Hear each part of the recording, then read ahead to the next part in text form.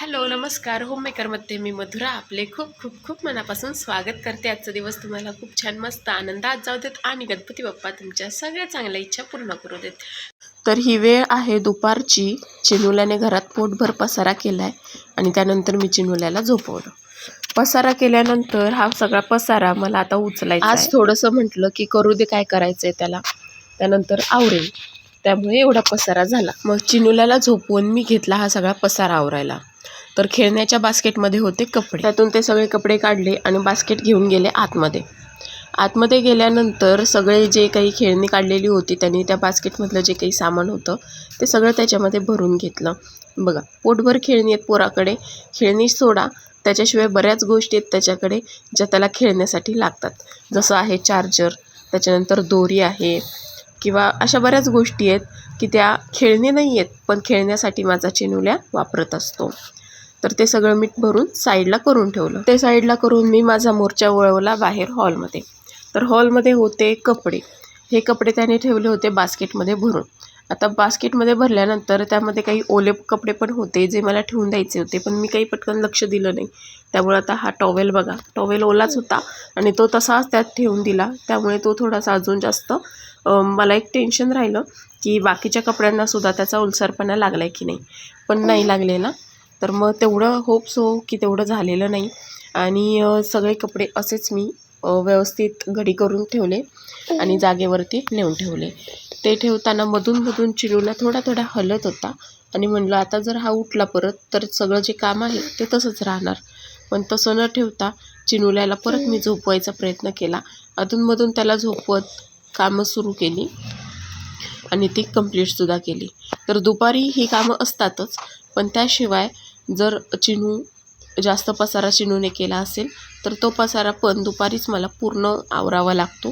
नाहीतर काय होतं, ज्या वेळेला पसारा होतो त्याच वेळेला नेमकं घरात कोणीतरी येतं। असो माझं तर प्रत्येक वेळेलाच असं होतं की घरामध्ये पसारा आहे आणि मी थोडा आवरायचा कंटाळा केलाय, त्याच वेळेला नेमकं घरामध्ये येऊन कोणतरी मस्त बसतं किंवा कोणीतरी पाहुणे येऊन टपकतं। तर असं सगळं माझं आवरून झालं। त्यानंतर उठला चिनू उठल्यानंतर तो सरळ बाहेर खेळायला आला, थोडासा बसला आणि बाहेर खेळायला आला। तर ही जी फॅमिली ट्री आहे ती फॅमिली ट्री आता मी काढली आहे, कारण ती थोडी खराब झाली, त्यामुळे उद्या जाईल ती कचऱ्यामध्ये। त्याआधी आज तर काही गाडी आली नाही। मग चिनूला इथे त्याच्यासोबत खेळत होता आणि खेळताना बघा हे आहे संध्याकाळी 6चं वातावरण, किती सुंदर वातावरण आहे। आत्ताच पाऊस पडून गेलेला आहे आणि खूप सुंदर असं दिसतंय। पाऊस पडून गेल्यामुळे हवेत पण तेवढाच गारवा आहे आणि वरती ढग पण बघा खूप सुंदर दिसत आहेत। वातावरण खूप छान आहे, त्यामुळे मग तो बाहेर म्हटला मला खेळायचंय, तर म्हटलं चल म्हणून। वातावरणात गारवा असल्याने थोडीशी थंडी पण लागतीये। चिनुल्याला अधूनमधून मी थोडीशी पिन मारतीये की चल घरात म्हणून, पण त्याला काही घरात यायचं नाहीये, तर त्याला इथेच खेळायचंय, त्याचे बाबा येस तोपर्यंत। तर थोडा वेळ तो खेळला बाहेर, त्याच्यानंतर आम्ही बसलो इथे कट्ट्यावरती, मस्त असे पाय हलवत हलवत आम्ही दोघं बसलेलो आहोत चिनुल्याच्या बाबांची वाट पाहत। कारण आत्ताच त्यांचा फोन झाला आणि ते म्हटले की मी एक 5 मिनिटात पोहोचतोच आहे, फाट्यावर आहे। थोडीशी अशी गंमत करत आम्ही असे मस्त पाय हलवत बसलो होतो बाबांची वाट बघत। चिनुल्या बघा, चिनुल्या मस्त खुश आहे आणि किती छान पाय हलवतोय, त्याला मज्जा वाटते ज्या वेळेला त्याने केलेली गोष्ट ही मम्मा करते किंवा मम्मा करत असलेली एखादी गोष्ट तो करतो। सेम ज्या वेळेला होतं त्यावेळेला त्याला खूप जास्त मज्जा वाटत असते। त्याचबरोबर त्याचं लक्ष आहे रस्त्याकडे की बाबा अजून कसे आलेले नाहीत म्हणून, आणि तेवढ्यात चिनुल्याच्या बाबांच्या गाडीचा आवाज चिनुल्याला आला। पडशील नीट बस।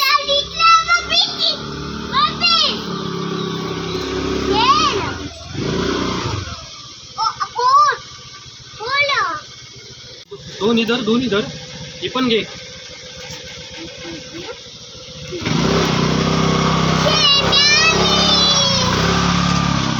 मग जायचं का आता घरी, चल। तर किती लाड मस्त करून घेतोय। आज बाबांना घरात पाऊल पण नाही टाकून दिलं, तेवढ्यातच लाड चालू झाले। त्यानंतर घरात आल्यानंतर मी पहिल्यांदा तर देवाची पूजा करून घेतली, कारण आता वाजलेले आहेत 6:45। तर 6:45 वाजलेले आहेत। सगळ्यात आधी हातपाय धुवून देवाची पूजा। चिनुल्याला एकट्याला बाहेर ठेवून मी घरामध्ये येत नाही, ज्या वेळेला तो बाहेर खेळत असतो त्यावेळेला मी सुद्धा तिथेच बसून राहते। घरात आता ते दोघं पण घरात आले, त्यानंतर म्हटलं आपण देवाची आधी पूजा करून घेऊयात, कारण 3 निसांज झालेले आहे आणि बाकी मी सगळं आवरलेलंच होतं. मला फक्त आता देवाची पूजाच करायची होती, तर मी ती आता करून घेतली. तोपर्यंत चिनू आणि चिनूचे बाबा गेलेले आहेत हातपाय धुण्यासाठी.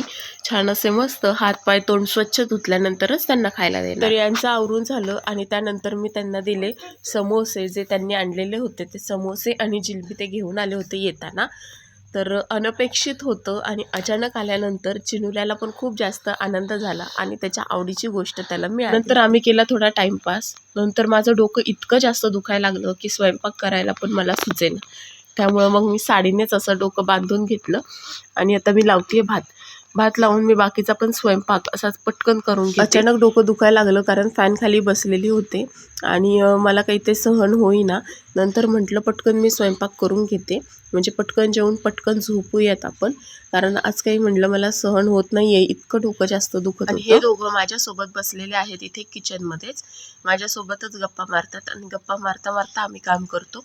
मला जरा बरं वाटतं असं, नाहीतर एकटीने काम करायचं म्हटल्यावरती माझ्या खूप जास्त जीवावर येतं, कारण बोलायला कोणी असलं की काही वाटत. त्यानंतर या दोघांची मस्ती चालू झालेली आहे आणि मस्ती यासाठी चिनूला म्हणतो बाबा मी तुझा हात चावतो आणि बाबांचं म्हणणं आहे की चावू नको म्हणून. अशी त्यांची मस्ती चालू झालेली आहे. थोडासा बाबा ओरडला की गप बसतो, परत हात चावायला जातो.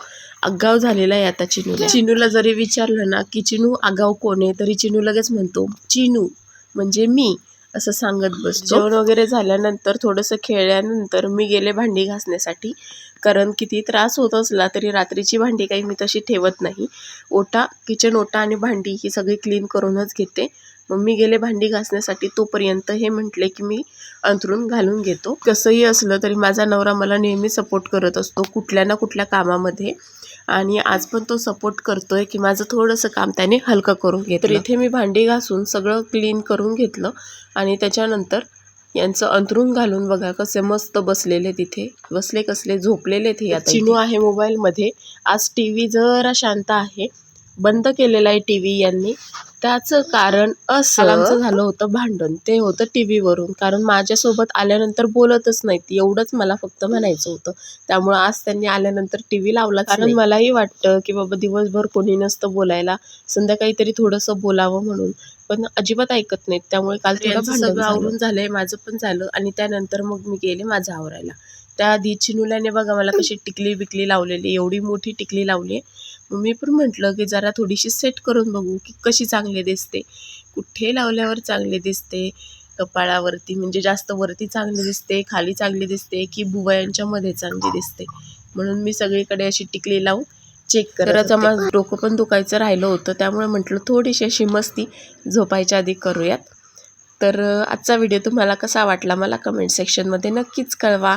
आजपुरती इथेच रजा घेते. थँक्यू.